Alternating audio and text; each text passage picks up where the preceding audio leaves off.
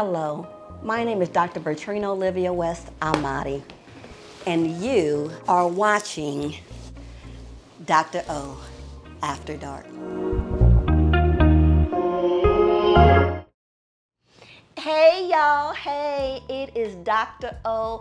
Thank you for joining us here on another episode of Dr.O After Dark. Tonight's episode is going to be so good. I am so excited because I am joined here with my good girlfriend and my sister, Priestess Kajara Nebthet. Did I say your last name right? You did. Very good. So thank you so much for joining us, Priestess. How have you been? Oh, I am very thankful, and especially thankful to have this opportunity to be here with you. Wonderful, wonderful. So let me tell you about this magnificent woman. As you can see, she is an author. She's an educator. She does medicine and works with women. She has authored 13 books. 13 books. She is an earth keeper, a light worker, a mother and a grandmother, a community activist, founder of, say your name, Raseiki Arts Temple. Raseiki Arts Temple. Yes. And a social servant? Social servant and scientist. Social servant and scientist. So much, so many credentials. So let's get right into it. Break all of that down. We got the professionalism now. Let's break all of that down and really get into it on Dr.O After Dark. All right, so now you tell us who you are. So yes, I am a energy healer and a light worker, and it's my duty and my purpose to share lessons and light with my people. That's one of the reasons why I came back here. So I'm always happy to do that, and I share many different things with my people. I do work with women mostly. Okay. And also just teaching everything from yoga to nutrition, energy work, and Reiki. I also teach some Black history classes to the children. Nice. And health and fitness and things like that. That's my realm, working with the wellness, promoting health and wellness to our people so that we can live more naturally, working with our culture, because that's a big part of our healing process. Absolutely. Yes. Absolutely. So all of those things in many different ways. Absolutely. So I was just before we started, I was saying how beautiful your purple is. And you gave me some great information that I did not know. So tell everybody about, if you can see, from the head wrap to the eyeshadow and the lipstick. We are purple down. I thought she was promoting the color purple for a minute. You know, hey Oprah. Right. Come on over here to Dr.O After Dark. Fantasia, all y'all. Taraji, come on. Yes, but let's tell us about you and Purple Thursday. So Thursday is ruled by the planet Jupiter, and because of that, we wear purple on Thursdays. So each day of the week is associated with a planet. Of course, Monday is Moon Day, Tuesday is Mars, Wednesday, Mercury. So each of these days also have colors in our culture that are associated with them. So when we are wearing the color of the day, then we can be more in tune with the energy of the day. So it tends to make the day go a little bit more smoothly, which is what we all want, right? Absolutely. Yes. So do you wear, like, would it be like a combination with the color in it, or is it just like this, like every Thursday all you wear is all purple? Well, no. Some days it's just a little purple. Okay, it's still incorporated in it. Purple is also my favorite color. And I was born on a Thursday. So well, it just so happens. it always it works out there. It does. Spirit has a way of working things out. So yes, sometimes, and today was just one of those days. It was like, okay, you just gonna be the purple one today. When I was at high school, I wore purple quite a bit, and they gave me the nickname Grape. Because yes, purple is a thing. What can I say? So come on through, Oprah. Yes, come on through with the purple. The color purple, yes. So let me get, would Sunday be obvious? Sunday is the Sunday. Okay. Absolutely. I didn't know. Now you may have been like, no, Sunday is, No, Venus. And I would be like, oh, okay. Venus is Friday. So, Venus is associated with love and money, and most people get paid on Friday. Okay. So it is love a science and money that, many people do know about, and we just have to use it more so that we could be in tune. So you mentioned and you said one of the reasons that you came back was to just continue with the education and helping your people. So where did you come back from? Where'd you go and where'd you come back from? That's yes. a great question. Mm-hmm. Ooh, okay, Dr.O. She about to go deep. So I am one, we are ancestors that return. Mm-hmm. And my home is the stars. I'm a star being. So that is where So you've been coming back to the earth, into the human form. Okay. I was thinking like you was coming back from to Atlanta, like no. That's why I was like, we going deep. We going deep. Yes. Right, no, I love it. Do you know? So here I do a lot of also past life regression. Okay. Do you do any of that I do work? some, yes. Okay. Absolutely. Are you in tune with your past life or your future life? Absolutely. Okay. Yes. Who were you in your past life? I have always been pretty much who I am right now. Okay. A medicine woman, a healer, a spiritualist, one who works with the elements in the spirit world. That's my soul vibration. Got it. So each time I come back, I do the same thing. Wonderful. In fact, I have a picture of myself dressing up for Halloween with long hair. I had a thing around my head, beads on, long skirt. I look just like I look right now. Oh my God. Like 5 years old. That's what I wanted to be for Halloween, like a gypsy. I remember that. Yeah. So yeah, that's Oh my that God. vibration. Now let me ask, so we know our history as far as African Americans to where we don't know much of our history and heritage.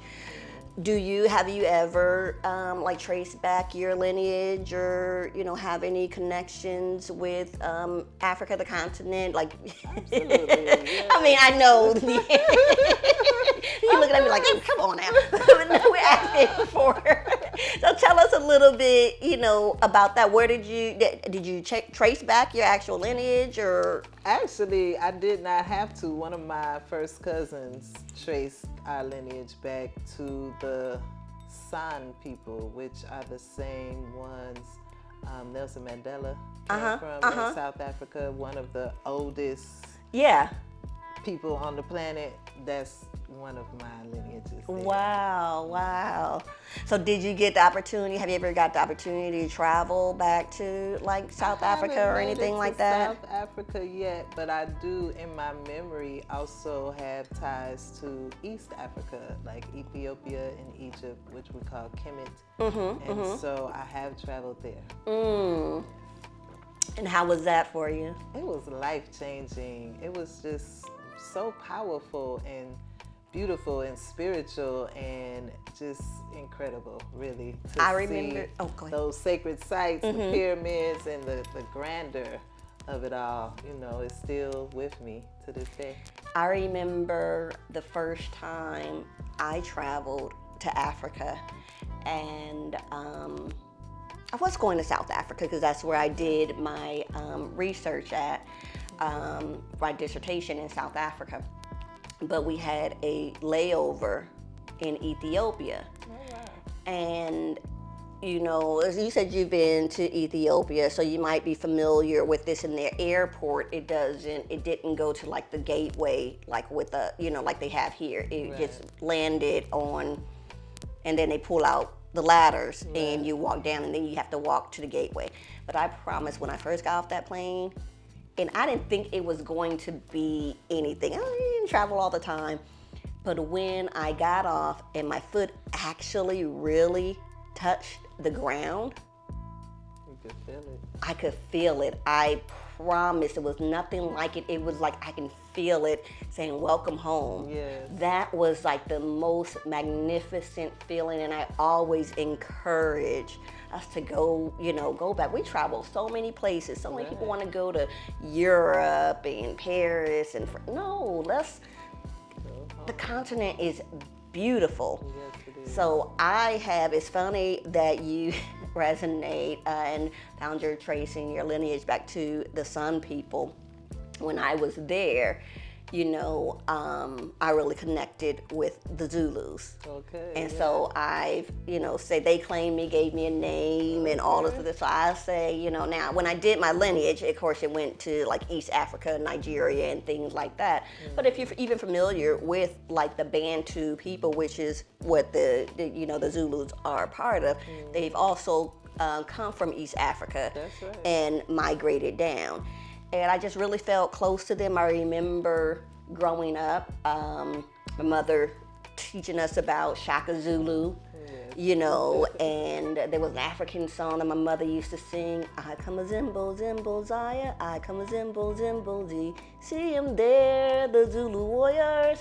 And so that is something I've sung to my kids as a lullaby and something I would never forget. And so being able to go there and being connected with the actual Zulu people, and you know, it's just an amazing. That was powerful. It was. I mean, so much we can go in on all of that, even from the spiritual and herbalist side. Like I had my Nsingoma, and that was the change for me in my life with the spiritual connection. I grew up as a Christian and things like that, but you know, we always hear about these witch doctors. We see it on TV, you know, the Real Housewives, they went and took a trip there and they had da-da-da. And so I was like, I'm here, I want to see a witch doctor too, you know. And it's like I learned so much education, not witch doctors, so let's get that correct first. But that was my ignorance, you know, in that. So I met with an Nsingoma, and when I tell you, through translation, because he could even speak, you know, English or anything like that, but when I tell you he read me and told me about things that, you know, like a lot of people, they'll think like with natural healers or readers and psychics and things like that, it's kind of skeptical, you know. Some of them, they'll say things that is very general. And if you are in a place, like a hurting place or something like that, or a very vulnerable place, and you go and you seek out, you know, from, you know, a psychic, or you speak to someone and they tell you, oh, well, you know, it's showing me that you have some hardship in your life. And a lot of people, they go, oh my God, yes, this is right. But I look at it like, no, you got to tell me something real, because who has not had hardship? Yes. Who has not overcome something? Who has not? So, but when this Nsingoma was like, I'm getting from your mother passed away? I'm like, say what? I ain't tell you that.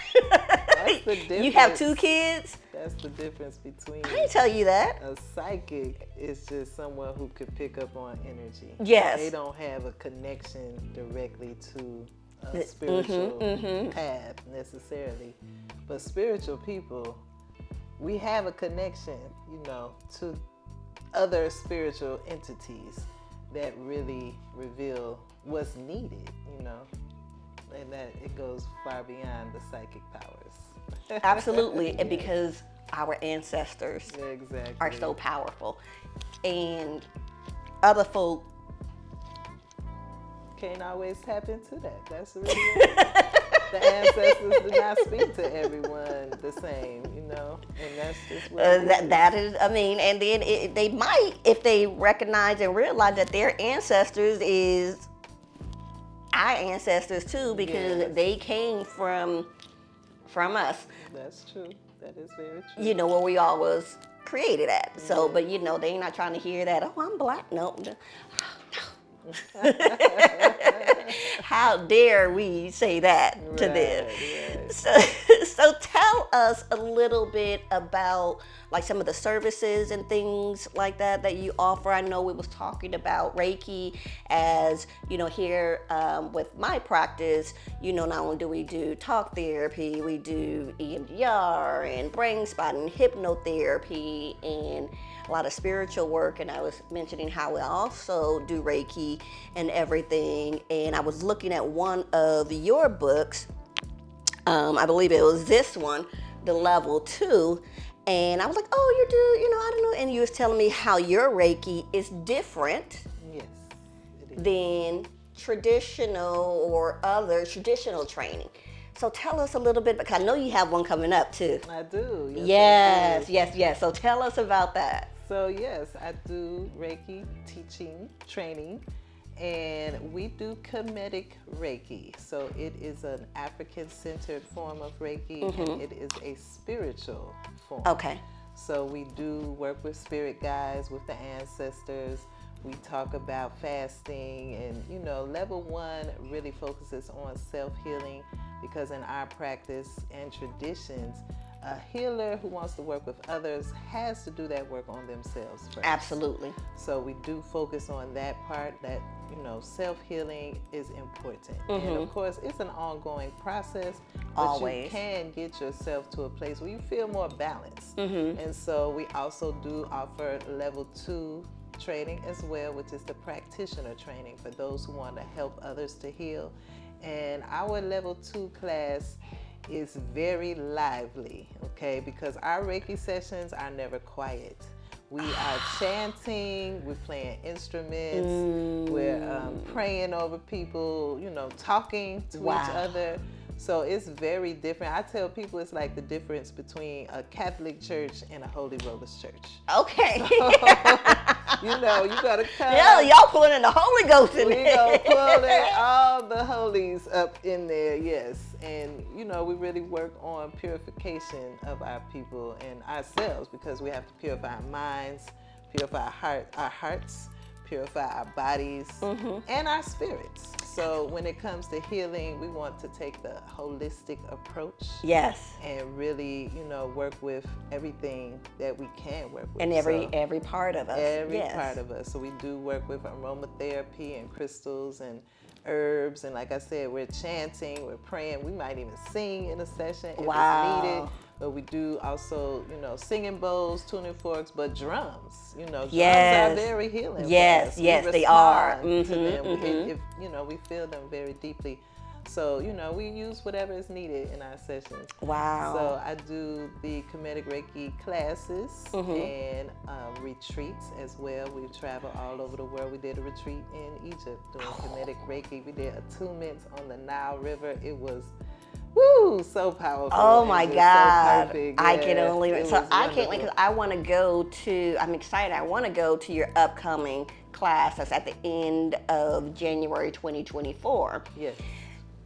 But now I'm torn, because, you know, I'm an international psychologist and, you know, and things like that. I travel a lot, and I really believe in immersing myself into the culture. Yes. That is the foundation of my work. How can I work with someone and I'm not versed in that? That's not culturally competent if I don't know anything about besides what I can research or read in the books. No, it's different when you really immerse yourself. That's right. And I can only imagine like the connection to the spirits and the ancestors of doing the attunement by the Nile, or just doing and having a Reiki training in the continent. And so now I'm kind of like,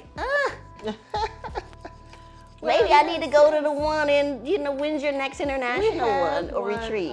Actually coming up in Jamaica in March, at the end of March. And Jamaica, we choose places that are healing spaces. So like we're going in February, we're going to the beach, Pensacola Beach, because it's a quiet beach.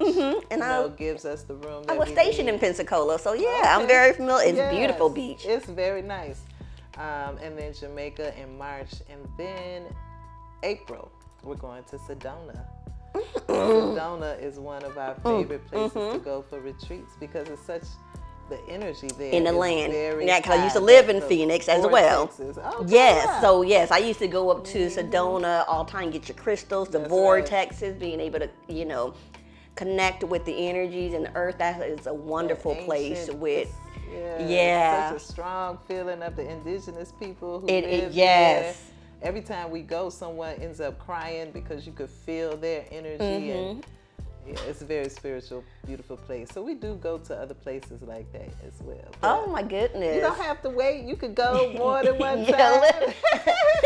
Come with us, sit down, come with us later. I mean, I would love to. I don't know if my pocketbooks say the same thing. I feel you. But we do work with, people who want to come back because if we do also have level 3 and level 4 classes. So if you want to be a teacher, you have to come back more than once anyway. Exactly. So that's what I was going to, ask more, about, because I'm already in traditional Reiki, level 1, level 2, and a master. Right. But I really love, and I didn't hear about it until meeting you, the African, indigenous side of it. Right. And so I am all in, and you guys should be too. Did you hear all these places that not only here in the Atlanta metro area at the end of January, if you guys want to try that one, then we have March in Jamaica. We got February in Pensacola, Florida. Yes. And then we're going to, and I say we're then we're going to Sedona as well. So you guys have a plethora of places and opportunities to be able to, come. If you're here in Georgia, for the one in Georgia, if you're in the Carolinas or anywhere down the East Coast, come on out here to Georgia. If you're in Florida, or Texas, Louisiana, Alabama, all of the lower southern parts, come on out to the one in February in Pensacola. And the weather is beautiful in Pensacola in February. Yes, it is. If you on the West Coast, Seattle, California, etc., New Mexico, even Texas, come on out to Arizona and shoot. Everybody knows Jamaica's always a turn up. So it's just a beautiful place for healing. It is, especially when you get out of, and I would imagine when you get out of the beaten path of the tourism and the resorts. Yeah, the party is nice when you go to, but when you get out of that and you get into like the countryside and the indigenous part of, and the mountainside and how beautiful it is, and the waterfalls, they have the healing mineral waters. Jamaica is just a healing place. The food there is still very enriching and nutrient rich. But we're not going to talk about the Jamaican food. I mean, you're going to get me. You're making me hungry. I know, right? We're going to have fun together. That is going to be a time. And just to even just be there communing with other sisters. Yes. That sisterhood. And all of that, and and not needing to be on a turn up with substances, or we getting turned up with the ancestors. You hear me? That is, oh my God, y'all, come on now. And the retreats are so beautiful. A lot of people do create bonds. Absolutely. Coming to our retreats that last like who knows how long. Like we have a couple who just got married who met at a retreat. We have sisters who make friends and they're like friends forever, and they act like they have been friends forever too. It's really, it's a spiritual experience. So the ancestors have a way of working things out. I have had some people who were like questioning, well, who's gonna be there, and what's gonna happen, and I'm like, it always works in a beautiful spiritual you're way. gonna be there, and that's all you need to worry about. That's right. You're gonna be there, and the Come on to ancestors get what gonna you be need. there, and you don't need to worry about nobody else. Yes. Worry, as long as you there, because it's not about that.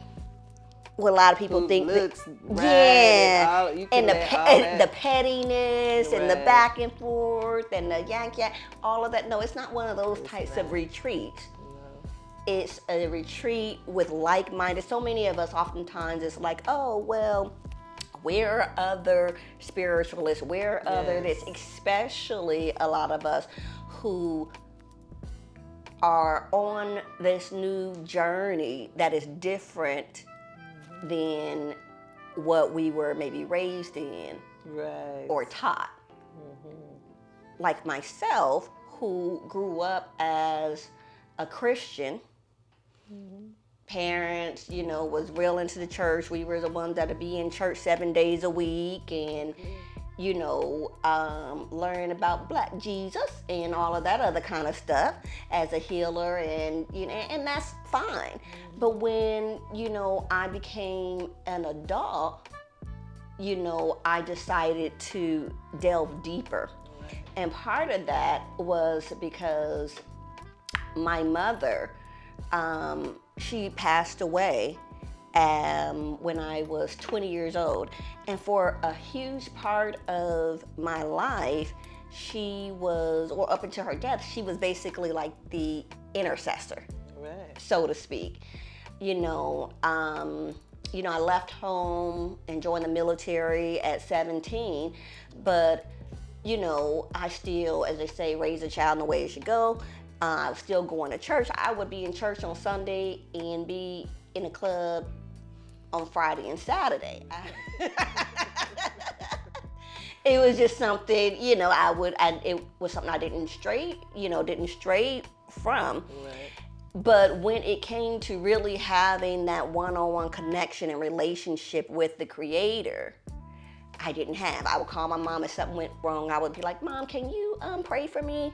Or Mom, what's that scripture? And then when Mom wasn't there anymore, I now had to pray for myself. That's right. I now had to find the scripture and things like that for myself. So it forced me in it. And when I was even more thrown and forced into it, a lot of things that I was brought up on in tradition and taught, I didn't agree with. Yes. And I couldn't, and I admit, I was angry at God because, it wasn't like my mom was sick for, a long time or, anything like that. She went into the hospital for a routine, procedure, supposedly, and didn't come back out. So I was angry. I'm like, God, you said, have faith and believe and this and that, and what you asked for, believe. And I was praying and going to church and asking for healing and everything, and you still took my mom. This does not line up. Right. And so when I began to question, religion and things of that nature, that sent me on. I wasn't getting the answers from a lot of those who were Christian leaders. They were like, you don't question God. Right. You believe, he believe. And I'm like, It's not that adding up. doesn't help me, Right. through this. And so then, that set me on my own spiritual journey. I first became a licensed minister. I went to theology kind of school through my church, and, thinking that was going to open me up and give me the answers that I needed. And it didn't. No. So then I started searching all world religions. I just went in from, anything that I can think of, from Christianity, Islam, Hinduism, Buddhism, even though it's not a religion, but I thought it was at the time, Right. Wicca, so on and so forth. And then I kind of resonated with, in regards to the foundation, I'm more into a more like a monotheistic type of religion versus or spirituality versus like, Hinduism, who believe in multiple God. I believe there's one God and different maybe pathways, whether it's through Jesus or Muhammad or our ancestors, to get to him. But when I talk to others about, even my experience in South Africa, those who I grew up with that are still really Bible thumpers and in a church, they don't understand and they don't get it. And it's like, we're heathens, or we're this, or we're going to hell. Right. But there's so many others who are like myself, who just had questions, and what they were taught in school or as a child in church and things like that, it wasn't enough. And so now a lot of us are on this journey, and more of a spiritual journey, and get connected with, our ancestors and the root of spirituality. But it's hard to be able to have those conversations. Yes. Or be able to tell that to someone, because then they start looking at you like you got horns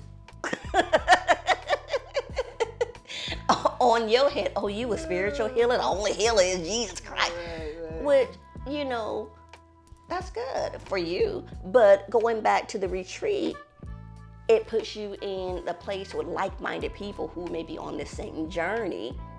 That's right. And that's not, we all just trying to figure it out, sis. We just, we here together. So I am super excited about those things. And so when we look at the aspect of trauma, right? And what I deal with a lot is through like epigenetics. So, and developmental trauma or complex trauma, when we're looking at epigenetics and people are wondering why, I'm still impacted by, police brutality, and it didn't happen to me, but I seen it on the news, or why we can't get over slavery or the civil rights movement or what have you. It's because those things that trauma has been passed down in us through our DNA, through epigenetics, and that's why we're still reacted to that. So tell me, maybe with knowing that, how do you maybe work with trauma, or those who have experienced trauma or seen trauma, and getting that maybe even a deeper or ultimate healing, with going more of the spiritual route and connecting with our roots? Yes, we do deal with a lot of trauma release. And in fact, I have what we call a release ritual, which is specifically to help people to release trauma and emotions and heaviness. Because we do, like you said, it is something that's passed down through our blood, it comes through the DNA, it comes through the memory, it comes through our energy, Absolutely. and the way that we're raised as well. So all of those things have an effect that we are in the process of shifting. We are transmuting that trauma. Ones like yourself, myself, and many others who are realizing that these things are still affecting us, and we have to do some things to help. So that's when the sound therapy becomes really helpful. Reiki of all different types, massage therapy, because it's stuff that's really inside of us. Yes, deep embedded inside. When you get angry and people will say, calm down, but not realizing when you're angry, your body has secreted all these hormones that make it almost impossible for you to calm down until a period of time passes. So it's a similar type thing, We've had some time to pass, and now we're more aware. Like, my mother suffered with depression, but we didn't have a word for it. Yeah. You know what I mean? Not at that time. I didn't hear about depression until I was about 30 years old, like 20 years ago. So, but now is more information available, so there's more that we can do when we're realizing what it is that we're dealing with. And, depression is a direct result of oppression. People say it again.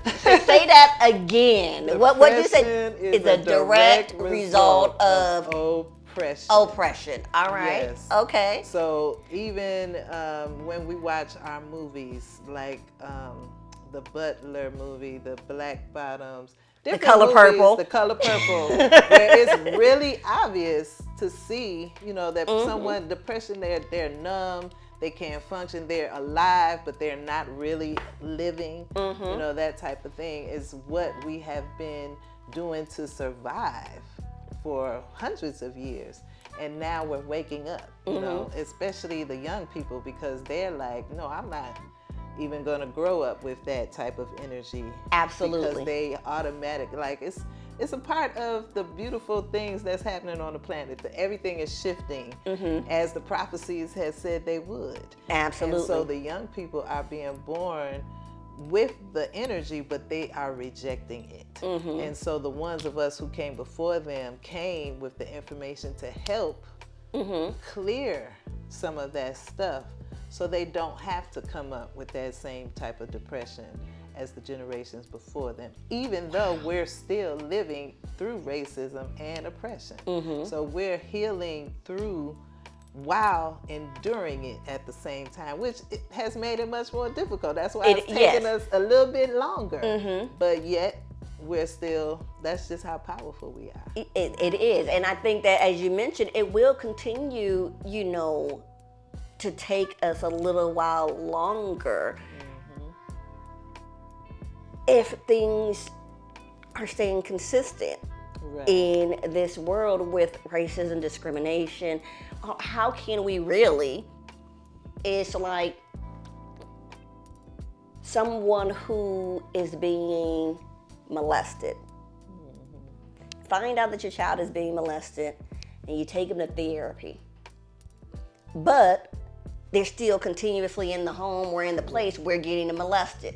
How are they going to get healing from being molested if it's continuously happening? Or even with domestic violence. You want to come back, after you got your tail whipped and you want to go back. Well, how can you really heal if you're going to therapy or doing whatever if you're still embedded in that environment? So we are still, as Black people, still being molested and raped by the culture. Yes. Right? Absolutely. We're still being beat up and getting our butt whipped, by society. Yeah. So how can we really get that abundance healing? Now, I'm not saying that to give up or anything and then just to kind of take it and say, oh, well, there's no chance. All I'm saying is that it's going to take us a little bit longer, and you have to really it's a little bit harder to really get through that. Have to be really consistent. Exactly. Diligent. You're going to fall down, you just get back up. You might slip, just keep going. So it is definitely a process for us that we are working through. Absolutely. And in our world is so much, I would say, I used to think that there was the huge stigmatization with mental health and going to therapy was like in the Black, community only. Like, we didn't go to therapy. I didn't know nothing about therapy. People will ask me, oh, did you always want to be? No, I kind of fell into this profession because, again, growing up in the church, you take everything, you take it to the altar and you leave it there. Right. You take it to God. What goes on in this house stays in this house. You better not be putting my business out in the streets and all of those different things. So it still has created a huge, even though more people are seeking therapy, it still has created a huge stigmatization. And so an alternative, a lot of people want or resonate more with a spiritual connection. Like, instead of coming to therapy, they'll go and get Reiki and still have the trauma, as you said, release from out of them. And that's why I also do Reiki here, is because not everybody is like, I ain't sitting on, and telling you all my business. Right. So would you say that you've seen any of that or a lot of that in your practice, where people are maybe coming to you to get healing versus, going to therapy or anything like that? I would say I see more people who, when they're serious about their healing, they're gonna go wherever they need to go. Okay. So I do see a lot of people who do therapy as well as other modalities of healing because they work together. And you know, what I've learned is, depending on your level of trauma, you really gonna have to do a few things. Yeah, in order you can to do the heal. hard work. It's gonna take some time. You know, you gotta have those conversations with someone else because you need to release the feelings. And then a lot of times we don't even understand, you know, what we have been going through as abuse. A lot of people who are abused, they don't know that they're abused because they've normalized it. It's already been normalized in their families. So, but when it comes time to heal, when they're ready, they're gonna go to the Reiki person, they're going to the therapist, they're going to, you know, the massage therapist, the yoni steam, the foot deep, because it's chiropractor, all of it, getting clearing. that out. Yeah, and if you're working with good professional people, they will tell you, you know, you probably should go see somebody else too. Exactly. Because this one session that you got from me it's gonna be helpful for a period of time. It's not gonna all it's gonna take is a trigger. Exactly, and it's gonna come right back to where you were until you really deal with the root issues. Say that again. And you go back all the way. You got to deal with the root issues. You have to. And that's what I deal with a lot is the root, is because what I tell people all the time is that analogy. Like if you have a yard or garden, you know, you can go and mow the lawn, make your garden look real nice, and it looks pretty for maybe about 2 weeks. Right. Then the little weeds, they start coming up again. Yes. And you can go back out there and you're gonna mow the lawn again, or, you know, and they're gonna come right back.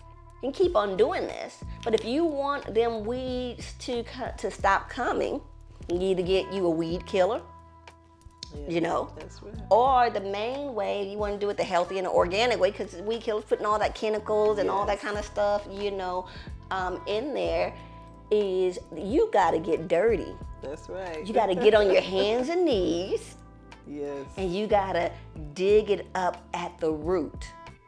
In truth. order for a weed to stop growing, you have to dig it up and pull it up at the root. Yes. And that's what we do here, is like really, you know, they have solution focus and other these things, and that's just kind of like putting a Band-Aid over it. It's making it good for this moment. Exactly. But it's gonna come up again, and it's gonna come up again, and it's gonna come up again. So what do we have that's sustaining? Unless you deal with that root, and as you said, a lot of people don't even know that they have experienced abuse or trauma, because we have this definition: trauma, PTSD, sexual abuse, molestation, war, natural disaster. Those are traumatic things. I remember having one client who I had diagnosed with trauma, and he was like, trauma? I ain't been to war, or I'm not a veteran or anything like that. You know, I say PTSD for them. And what we negate is what's considered like complex trauma or developmental trauma, especially alone that happens with the Black experience. Yes. A lot of us with the Black experience, not all of the Black experience is the same, but when we think about those who may share similar backgrounds with lower socioeconomic status, the struggle, single parenthood, being latchkey kids, everybody that laugh about the block of government cheese when the government cheese truck used to come around, all of those things, living in a high violence, high crime neighborhood, and you just trying to walk home from school to make it safe, we don't realize how all of those have impacted us in a traumatic way, because we negate it as to the Black experience. You know you got a Black mama if, she told you you better get your profanity, but in his house before the street lights come on. A, B, C, D, E, G, you know, you seen the memes that be like D, F, da, da, da, da, and everybody laugh because they all know what it means. Right. That is true. And we don't realize as adults, 20, 30, 40, 50 plus, we just negate it as part of the human experience. But what happens is that we're not dealing with this as the adults that we are now. We're frozen back into those developmental stages when we experienced that trauma. When I was 7 years old and the lights got turned off, right? excuse me, had to walk through my neighborhood that was high violence and high crime and trying to get it home. That's where you're frozen in that age with the trauma. And so we're looking at, well, how is that impacting our life today? Because it makes you walk with fear. It makes a lot of things. It affects your self-esteem, affects your relationships, it affects your, your work, your trust, all of this, your safety, everything. Because you're not dealing with this at the 30, 35-year-old that you are now. You're dealing with this with the 7-year-old who experienced it.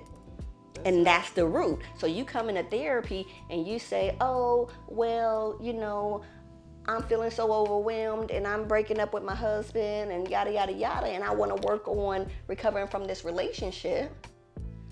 Well, no, we got to dig it back, baby. We got to dig it all the way back to how did you even get in this relationship to begin with? Because he had all them red flags that you bypassed because you were so interested in filling that void of having somebody love me and somebody who wants to marry me. And now that it's over, it's all coming up. The same stuff that you're unworthy, you're not enough, you're not pretty enough, you're not lovable enough. All of it is coming right back up again. So man, can't run from yourself. Listen. Everywhere you go, there you are. That is less. So everywhere you go, that's where you can put it out for a while, but eventually you will have to deal with it. It's gonna be right back there. So you spoke about a whole lot today, and on this third day of Kwanzaa that we'll be celebrating, so is about just, do you celebrate Kwanzaa? I do. Okay, yes. And you know what? What's the third day of Kwanzaa? We start with Umoja, Kujichagulia, and then it's Ujima. Yes, we're in Ujima. Okay. Yes, we're in Ujima. So as we celebrate Ujima on today, it is about a lot of what we're talking about. That collective work and responsibility. But what I also love about, just being in Kwanzaa and things like that is uplifting and educating and coming together with our people. So all of these, if you did not know, all of these are some great and wonderful gifts for Kwanzaa. I'm looking at this one for my daughter. I am mind, body, and spirit. So tell us a little bit about some of your books. I know that this one is one of your latest ones, and we also have the Oracle cards. Ooh, I wish we had time for me a reading. That would be so, but again, we're gonna do it another time. Yes, I would love that. But I do have books that focus on healing. So we have, this is our chakra workbook, which everyone's talking about the chakras these days. But we have to understand that working with the chakras is more than just crystals, and it goes very deep. Each of those chakras has lessons that come with them. So briefly tell us, for those who don't know, what are our chakras? So chakras are energy centers, and they are what connects us with everything else in the universe. The chakras are connected to sounds, colors, fragrances, planets, thought processes, feelings.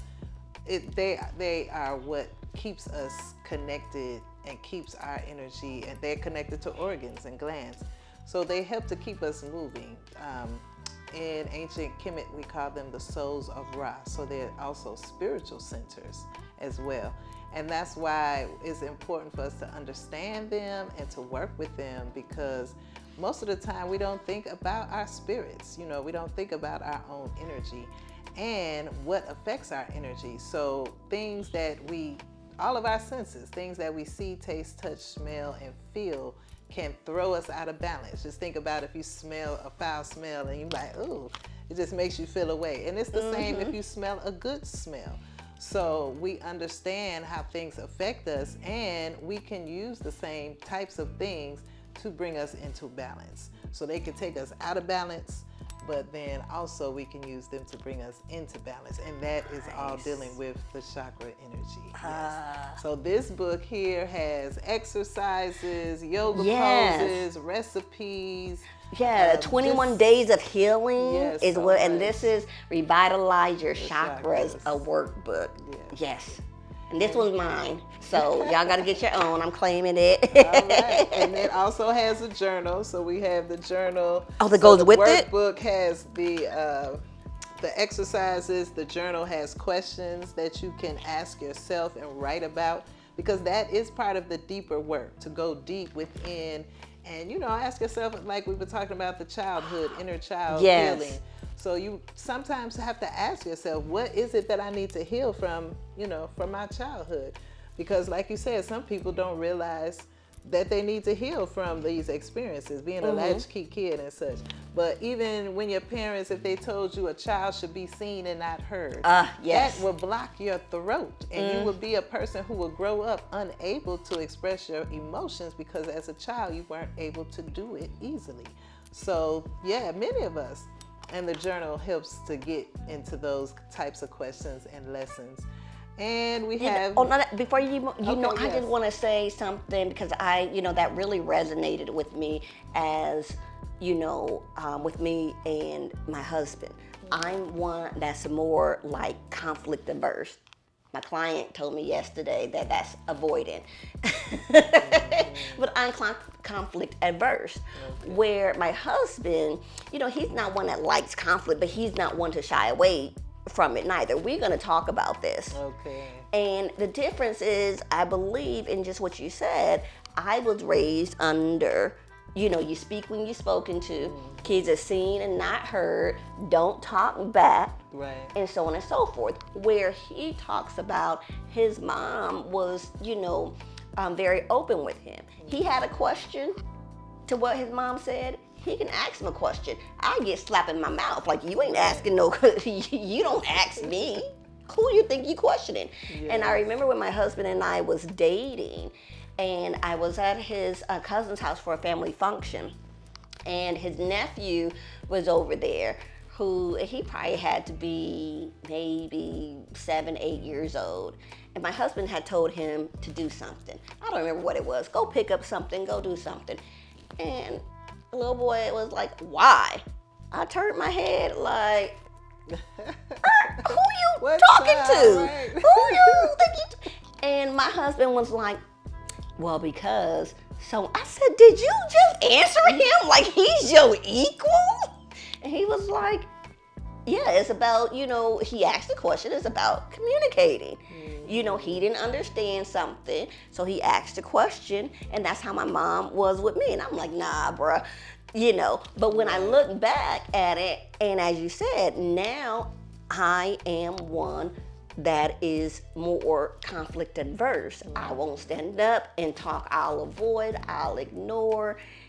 If I cannot talk about it until it bubbles up and bubbles over, then that is me. Whereas my husband is like, nah. Let's talk about it. We're going to talk about it. Yes. So, wow, that is, y'all get this. Y'all know I love my journal. So this one is mine as well. So what else you have here? So we have the Healing Ritual Magic book, which that book has rituals, things that you could do. It's one for women, womb healing, family healing, ancestral healing, men's healing. So just different aspects of our community that sometimes we need to focus on, specifically for the healing process. So that one is also one of our favorites, and especially in the family, like this whole season that we're in, where families are coming together, and a lot of families do have conflict that they don't really know how to resolve. So there's a family healing ritual in the book that can be helpful to give you just ideas on how to resolve those conflicts. Because a lot of times it really is having those deep conversations that people tend to avoid, or just really don't want to go there. But really, that's where the healing is. It's in those deep conversations. And so I just pulled up, like just as I opened it, it opened up on this heart healing ritual. And it shows the items needed, and one is the rose quartz stone. And I find that kind of interesting because when I think of the rose quartz, we think of love. Yes. Now, which is, right with your heart. Yes. But I don't think that many of us put the heart healing together with that. We use it to bring love and affection and all these things to us. But first, before you can even bring that, what needs to happen? You have to love yourself first. You have to love yourself, but you have to do that work and heal that heart. Yeah, absolutely. I tell people all the time is that, if you ask somebody, do you love yourself? Of course, they're going to get offended. Of course I love myself. But most of us don't even know what that truly is and how you have to do the work, in that. And I'm speaking from my own experience. So when you get to a point in your life where anyone that's in your life is not because you need them there, see, oftentimes that's what we do. I need this person here to love me and make me feel loved, so I don't have to worry about all the negative beliefs and things that are in my mind or that I was taught from my childhood, that I'm unlovable, I'm this, I'm that. He loves me, she loves me, and so as long as they're in my life, I feel loved. But what happens, as we talked about, when they leave, when we break up? Right. All that same ish that was there before comes right back up because you didn't do the work and you didn't do the healing in your heart. Oh, I'm unlovable, I'm so this, I'm so that. Because we're looking for people to fill that void and not us filling it yourself. So you know that you're good and ready and a healthy partner and a helpmate when you're able to say that anybody in my life is because I want you here, not because I need you here. So if you were to leave today, death, breakup, whatever, I'm still good. Absolutely. Because you were an addition and you wasn't needed, but I wanted you there. So, ooh, child, I love this. Heart healing affirmations. Thank you. I love myself. I love every part of me. I am love and accept myself the way that I am. This one is mine too, because y'all know I do the meditation Mondays. They got some great meditations in here. Y'all know I do my affirmations on the page. Y'all gonna be seeing some of these affirmations and some of these meditations, but get your own. Don't be coming to Dr. Olivia West looking for your information when you need to get it yourself and do your own work. Yes, let's get into these cards. Yes, so this is our most recent project that we have published, and they are oracle cards. So oracle cards are really good because they give you kind of like short messages, and we have on these cards symbols as well as images. We have the goddess Sekhmet. Some of them have colors. Ooh. Yeah, look at those. Yes. So, and then they take you back to ancient Egypt. Is this a roach? That's actually a Kepra beetle. It is. Okay, good. Because I was like, I don't know. We in Georgia. This looks really big, like them water bugs.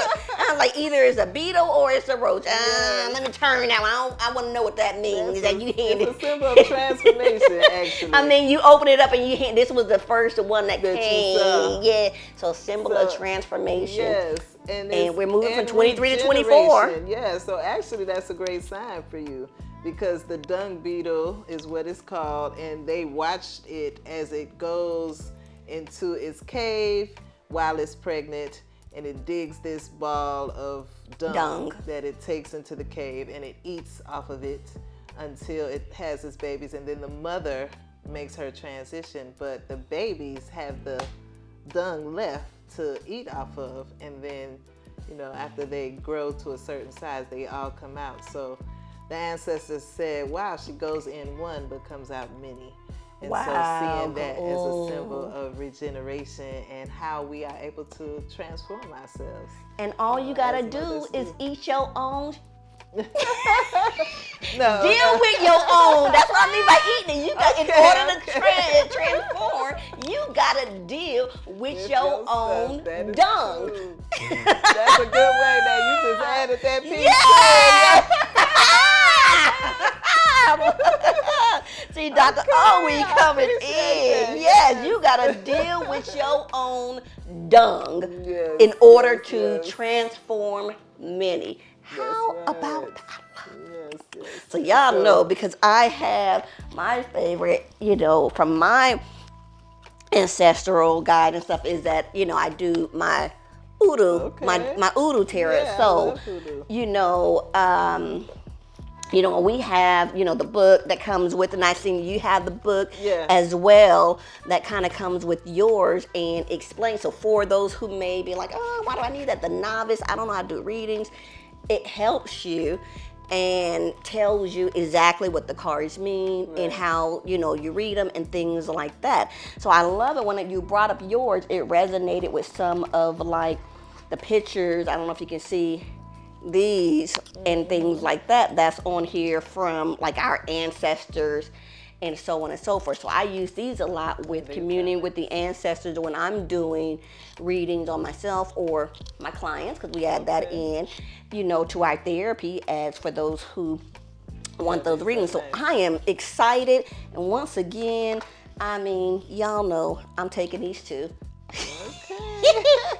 These are mine as well, and because you have 13, we will not be able to get through all of our books today, but here is a Rising Nation, a guide for priestess, priests, and community leaders. That's mine too, yes. And then we already talked about the Reiki level 2, and you have the one that goes with level 1. Do you, is this a book? Do they get these books as part of, if they were to attend the Reiki? Yes, absolutely. The books come with the class. So I'll save this book. I'm not going to steal this one or buy this one this time because I'm going to get it with the Reiki. Okay. Recipes for elevation. Ooh. Yes. Because a big part of our healing, even mental health, has to do with our bodies and what we're eating, because that has a lot to do with how we feel. So we have to learn to eat more healthy, especially these days when the food is super toxic. The food, the water, and the air has been poisoned.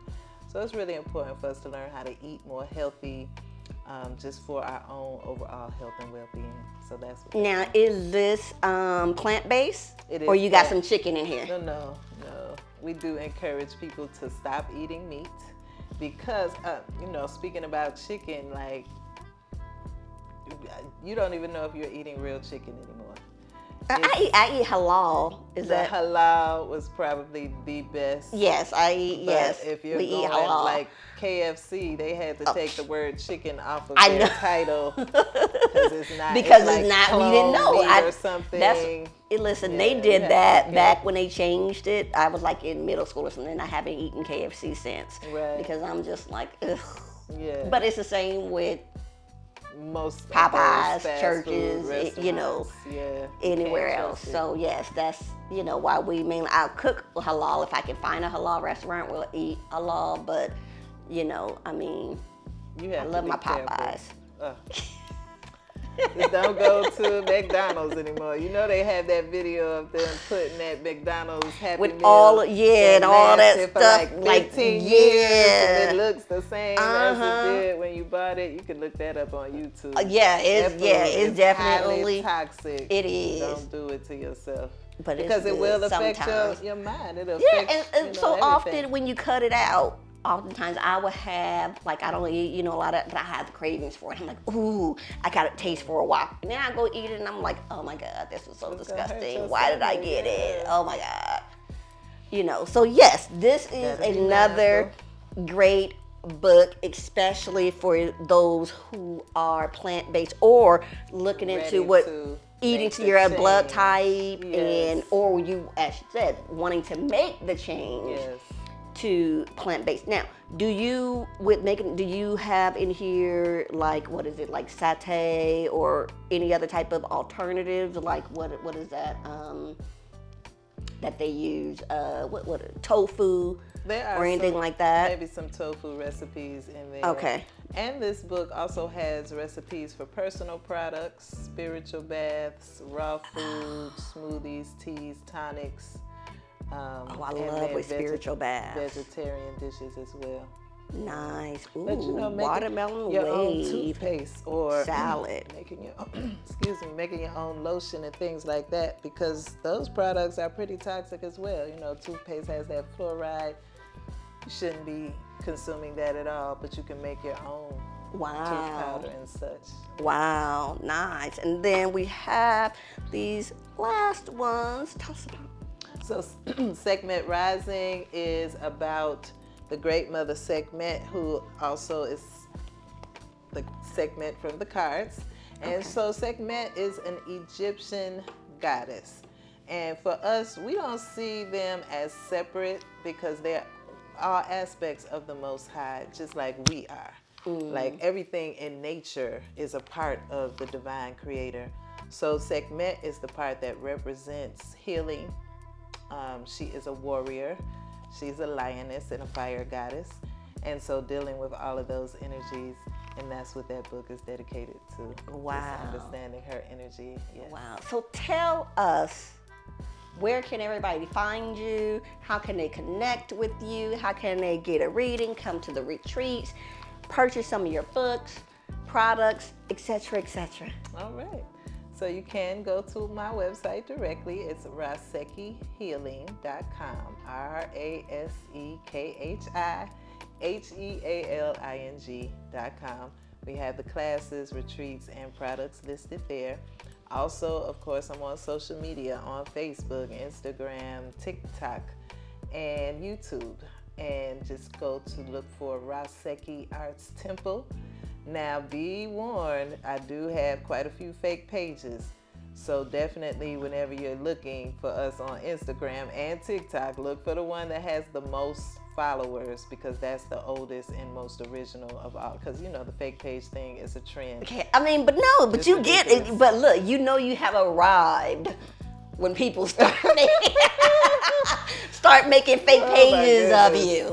Okay, somebody, you can make a fake page of, Dr.O, so that I can tell everybody, no, that's my fake page. 'Cause that's like when you arrive, when people want to emulate you and Yes, try to, yes.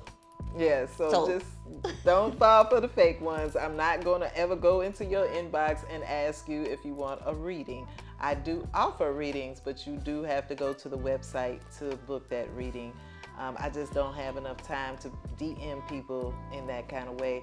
So, and that's from any of the fake pages. If someone comes into your DM saying, "Oh, my ancestor said you look like you need a reading," that is a red flag, y'all. And don't they will. go for it. And they do. will. They do. will.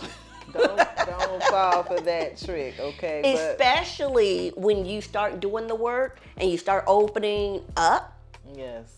and making those spiritual connections. It's like, for me, the very next day, I had all of these people and I'm like, wait a minute. Where are y'all coming from? Like, what? You, right? It's I ain't ridiculous. told nobody. What work I'm doing because I'm, just trying to figure it out. And next thing I know, I got somebody from Nigeria and talking about my ancestors and this, and I'm like, where y'all come from? It's a scam. It's a scam. Listen, it's a scam, but That's they not must be what you tapping want. into somebody because to know the reason. They do have some, Yeah, but they it's have some still- energy, but it's not what you want. I guarantee Exactly. you, That's it's not what what you want. learn is not what you want, and it's just as well as positive energy and positive intentions. There's a negative as well. right. So we learned, like I learned, going back to South Africa, is like they call it muti. So you can get good muti, or you can get bad muti. But if you get the bad muti to put it back on somebody else, then know that it can still come back on you as well. So we stay away from that. Yes, Positive absolutely. vibes Only. only. Thank you again so much for joining us on another episode of Dr.O After Dark. I had a wonderful time. You all, please make sure again you celebrate Ujima with your families. and doing the community work and supporting and getting some of these great books to add to your Kwanzaa celebration and to offer education and healing and all that we are about. Once again, thank you all for watching Dr. O After Dark.